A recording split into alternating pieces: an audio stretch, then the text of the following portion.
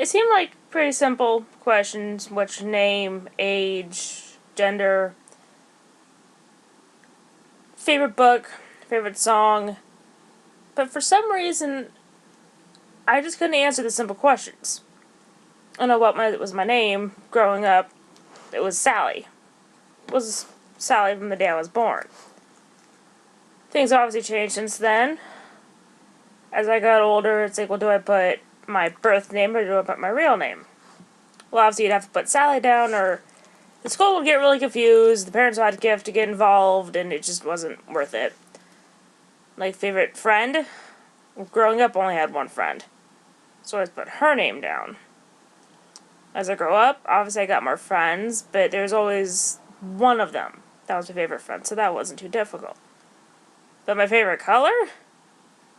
I got to the point where I was getting tired of having to put down so many colors that I just said rainbow.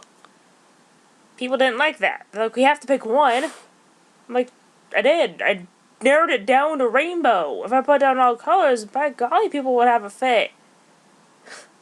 So you ask me what my favorite color is, and I tell you my favorite color, but it wasn't a simple enough answer for them. Favorite sport? I didn't play sports. Never good at sports. Favorite song? Still, it's like the color. I have so many of them. How do you expect me to choose just one? And there were some times where I didn't even have a favorite song. It's like I tolerated songs, but never really had a favorite. So I guess where I'm getting at with this is, it seems really silly to get annoyed after, but maybe I'm not the only one. As I grew older, I started figuring out more about who I was and what I was not. In one of my classes in college, we had to do this thing where we talk about what we find attractive in the opposite sex. Because it was a Christian college, and if you dared say you were homosexual, they would look at you very wrong. But at that point in college, I didn't know what asexual. Well, I am agender, but I'm also asexual. But I didn't know that was an actual thing. I thought that I was the only one that, like people said, maybe, maybe I haven't found the right one yet. But of course that wasn't the case. But you can't explain that to people at a Christian college. They would just give you the speech of, oh, you just haven't found the right guy yet. You'll find him, you will. And just, the teacher hated me for that. Because we were supposed to turn in the assignment, and I told her, well, I don't really find anything that I look for when I look for someone to marry. Because I'm not looking for anyone I'm going to marry. Men are handsome for their own.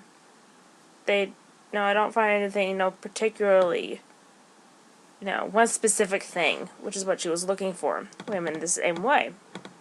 They're very beautiful. Is there, just a few things I look for when looking for one? No, because I don't find them attractive like that. I'm never trying to find someone to date or marry or have sex with.